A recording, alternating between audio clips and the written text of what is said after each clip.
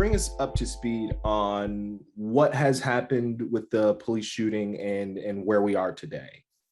Yeah, so on April 4th, which was about 2 weeks ago yesterday, in the morning, Patrick Lyoya, 26-year-old Congolese immigrant in Grand Rapids, was driving his car in the southeast side of the city in the Boston Square neighborhood. He was stopped by a police officer. He gets out of the car to, talk to the officer. That's something that is pretty normal in several African countries. He didn't think anything of it, but the cop obviously did. A struggle ensued. By the end of the struggle, the officer shot Patrick in the back of the head, killing him, according to the independent autopsy that they released today, nearly instantly. In the Congo, I believe is where he's from, the Republic of Congo. Yeah. Right. So there, it's normal to, if you're stopped by the police or approached by a police officer, to walk up to them to see what they want, what the problem is, correct? And is that kind of how this whole scenario got started, that misunderstanding? Yeah, so like we said, Patrick is from the Democratic Republic of Congo, and there, if you're stopped by the police, it's customary to get out of your car and talk to the police officer, person to person outside of both cars, and then figure out, what to do next.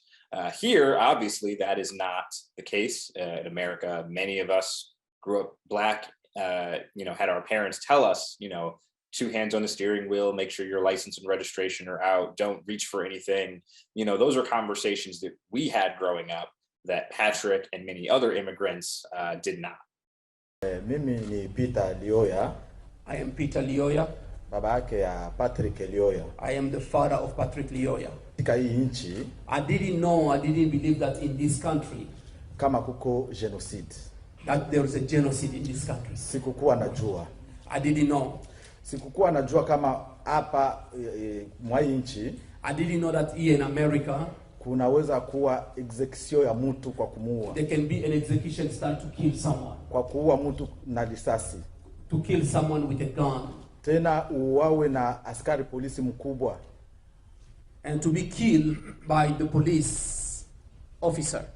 Kwa nia yangu mimi, on my wish now, nilikuwa najua kama ukikutana na polisi, I knew that if you met with a police officer in America, utakuwa umesave maisha yako. You will be safe. Your life will be spared. Lakini cha kunililisha kabisa kuona what is making me cry more to see my son ameuawa kabisa na askari polisi mkubwa. He has been killed by a police officer. Kwa kosa ndogo sana. For a small mistake. Fault. What has been the reaction in Grand Rapids since this has come to light? Yeah, the reaction from a lot of people, activists, residents, even some city officials, is just a terrible sadness, a terrible regret. This didn't need to happen. People on the streets are, marching and trying to hold the police department accountable. People kind of at the city government level are wishing they had maybe taken some of these concerns about their police department even more seriously over the past 5 years. And then on the police side, they're not really talking to media other than their public information officer or their chief. Everyone else is kind of just trying to keep their heads down and let people peacefully protest. And that's what we've been seeing so far. Back in the summer of 2020, after the George Floyd protests, Grand Rapids was one of the cities that did see some property destruction and some violence occur at their protests. But so far, following Lyoya's unfortunate death, his family has asked everyone to be peaceful, because that's kind of the person that Patrick was. He wasn't a violent guy. What has been the relationship or I guess the status of the Grand Rapids Police Department over the years? Because it seems like there have been instances that created concern in Black and brown residents. And it seems like this is kind of the result of those grievances being, falling on deaf ears. Yeah, so I think I want to clarify 2 things. I'm only going to go back 5 years because that is really my introduction to the Grand Rapids Police. That's when I moved there and started covering them. And the second thing I want to make clear is these complaints actually haven't fallen on deaf ears. The police department itself After there was an incident in March of 2017 where they pulled over 5 unarmed young Black boys and held them at gunpoint after they were coming out of a community center.